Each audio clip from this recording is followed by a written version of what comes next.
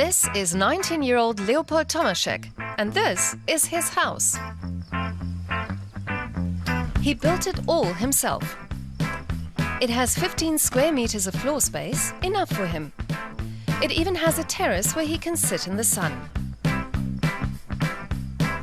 Leopold Tomaschek likes it this way. His tiny house is parked in the small town of Hitzacker, Lower Saxony. I think one of the best parts about living in a tiny house is being close to nature. For instance, I can feel it when a strong wind blows outside or rain patters on the roof. His tiny house is 2 meters 50 wide and 6 meters 30 long. It's equipped with underfloor heating and a good-sized stove in the kitchen. Leopold Tomaschek likes to cook and lounge on the little sofa in the living room. There's even room for his piano.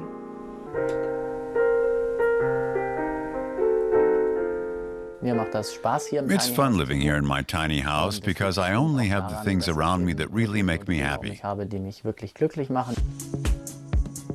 He was 17 when he designed his tiny house. He got the idea from a school homework assignment.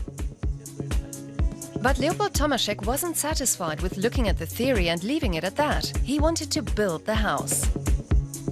He started planning it in December 2015. A year later, he started building his house. He went about it step by step, learning by doing, trial and error. That meant a few errors. Sometimes the weather didn't cooperate. Other times, he cut the materials to wrong sizes. You're the architect keeping track of everything, and at the same time the contractor watching the finances. And then you have to be your own handyman looking for solutions to all the little problems. The house cost 11,000 euros to build. He paid half himself, the rest came from his family. He's been living in the tiny house for 10 months. The utility bills are low. He pays just 42 euros a month for electricity. The insulation is wood fiber. It's environmentally friendly and keeps the interior cool in summer. What I found is totally practical about my house is that my fridge is just 2 steps away. 1 step to the stove and 1.5 back to the sofa. For lazy people like me, it's incredibly practical. The tiny house concept originated in the United States. Nearly a century ago, people started building little houses on wheels to be more mobile. Now the tiny house movement has spread around the world. Its fans reduce their material needs to the minimum, making a personal philosophy of efficient use of space. What I see as beneficial about the tiny house movement is that it creates a general awareness for the issues that are behind it, those being sustainability, ecology, healthier consumer habits, minimalism, etc.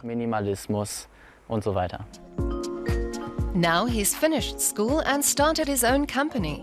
Leopold Tomaschek passes on his experiences with his tiny house to paying clients the world over. And he's got commissions for more houses like his. Occasionally, clients or neighbors drop in for some advice in person. Egon Mayhofer has plans to build his own tiny house.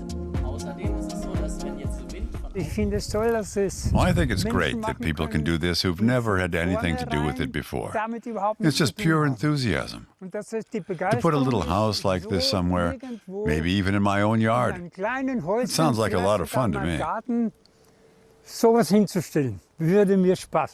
The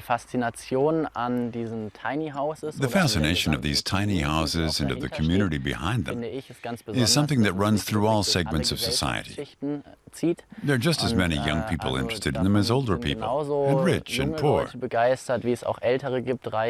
I think that's really fascinating, and quite surprising too. It's an opportunity to bring about alternative forms of living, like this tiny house. The fascination of living in a tiny house may lie in its freedom and independence. Soon, Leopold Tomaschek will set off to see the world. He might rent his house to tourists or just take it along with him.